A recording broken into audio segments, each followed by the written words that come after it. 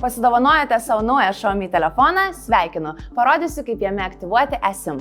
Bet palaukite, neišjunkite šio video, jei tokios dovanos dar negalite sau leisti. Taip pat pademonstruosiu, kaip aktyvuoti eSIM jau naudojamame Xiaomi išmaniajame.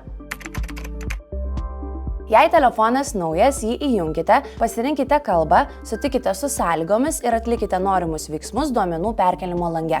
SIM kortelės tikrinimo žingsnyje spauskite aktyvinti eSIM, o prie skiltį prisijungkite prie mobiliojo ryšio tinklo, spustelkite atsisiųsti eSIM kortelę. Dabar nukreipkite telefono kamerą į QR kodą esantį jūsų bitės paslaugų teikimo sutartyje. Rinkitės nustatyti.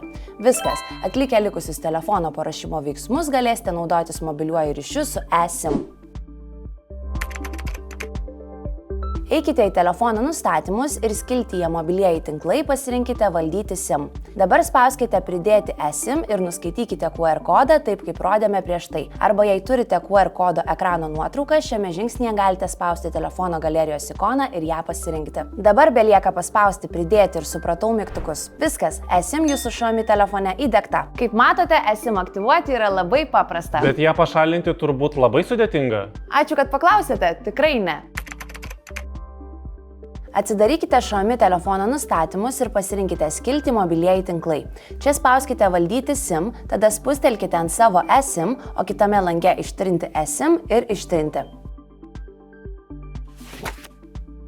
Patiko šis video?